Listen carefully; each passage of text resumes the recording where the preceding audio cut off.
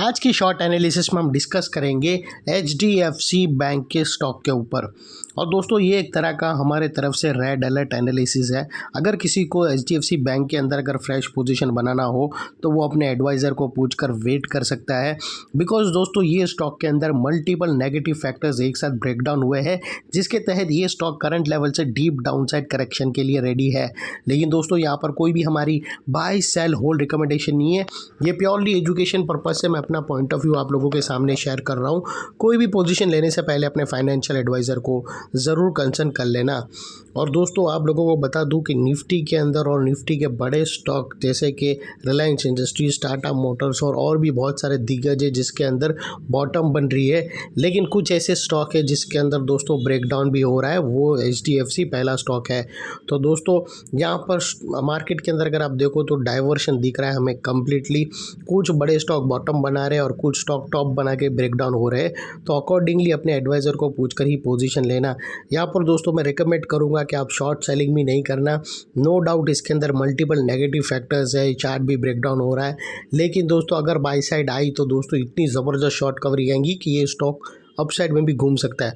तो ऐसे बड़े स्विंग को झेलने से अच्छा बेटर है अवॉइड करना। हाँ, अगर बाइंग करना हो लॉन्ग टर्म के लिए तो आप वेट करना, आपको लोअर लेवल्स पे ये स्टॉक मिल सकता है जहाँ पर आप अच्छी खासी बाइंग कर सकते हो एसआईपी के थ्रू। और चलते हैं सीधा चार्ट के तरफ। तो दोस्तों अगर आप देखो तो ये वो बॉटम थी जहाँ से एक अपवर्ड्स स्लोपिंग पैरेलल चैनल के थ्रू एक ज़बरदस्त अपसाइड रैली मूवमेंट बनी है स्टॉक के अंदर। और जब तक स्टॉक ये अपर स्लोपिंग पैरेलल चैनल में था, स्टॉक के अंदर continue back to back higher highs trigger हुए। दोस्तों अगर आप देखो तो फर्स्ट हायर राइज यहाँ रजिस्टर हुआ, सेकंड हायर राइज, थर्ड और लास्ट हायर राइज यहाँ पर।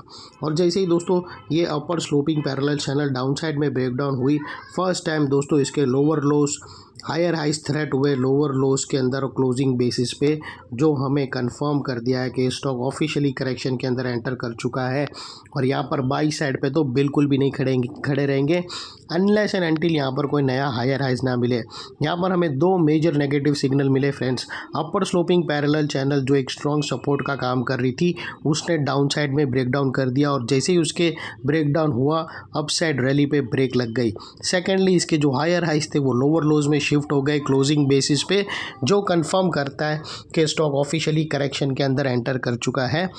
अनलेस एंड अनटिल यहाँ पर कोई नया हायर हाइज ना मिले या पुराने हायर हाइज के ऊपर क्लोजिंग ना मिले, तब तक हम ये स्टॉक को बाय के रडार पर नहीं रख सकते। और फ्रेंड्स बात कर लेते हैं यहाँ पर डाइवर्शन की। तो दोस्तों अगर आप आरएसआई डालकर चेक करो या एमएसीडी डालकर चेक करो, आपको यहाँ पर क्लियरली नेगेटिव डाइवर्शन विटनेस होगा। दोस्तों प्राइस एक्शन के जो हायर हाई स्विंग लगे वो अगर आप देखो तो ये एंगल से दोस्तों अपसाइड की तरफ लगे हैं या फिर फ्लैट है, लेकिन वही चीज़ अगर आप आरएसआई के अंदर देखो तो वो डाउन साइड पर ट्रिगर हुई है और यहाँ से हमें ब्रेकडाउन मिला है जो एक डाउन साइड मोमेंटम पम्प कर सकता है स्टॉक के अंदर। और अल्टीमेटली दोस्तों यहाँ पर बात कर लेते हैं चार्ट पैटर्न की।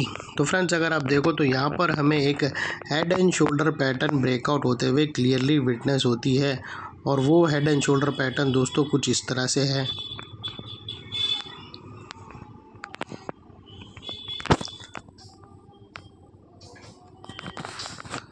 फ्रेंड्स अगर आप यहाँ पर देखो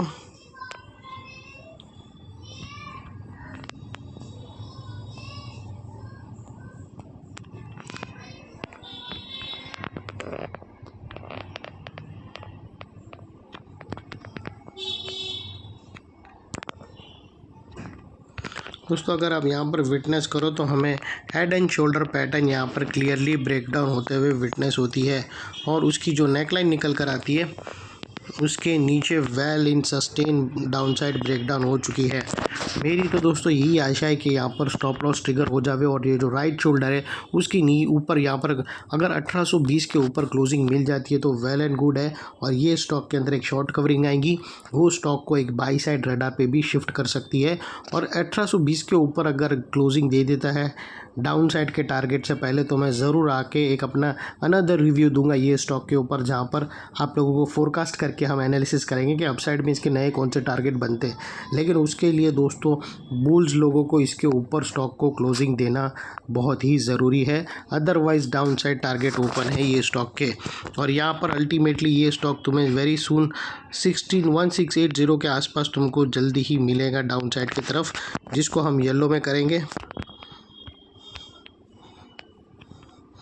और यहाँ पर दोस्तों बीच में यहाँ पर कुछ सपोर्ट है जो ये स्टॉक सपोर्ट फेस करेगा, और सपोर्ट यही एक आखिरी सपोर्ट रहता है जहाँ पर स्टॉक को अगर घूमना हो तो वो घूम सकता है। तो ये जो ब्लू लाइन है उसके पास अभी अगर सपोर्ट लेकर स्टॉक ने यहाँ से एक अच्छी खासी बाउंस दे दिया तो फिर यहाँ से एक अपसाइड जर्नी बन सकती है, लेकिन इसको तोड़ना बहुत ही ज़रूरी है।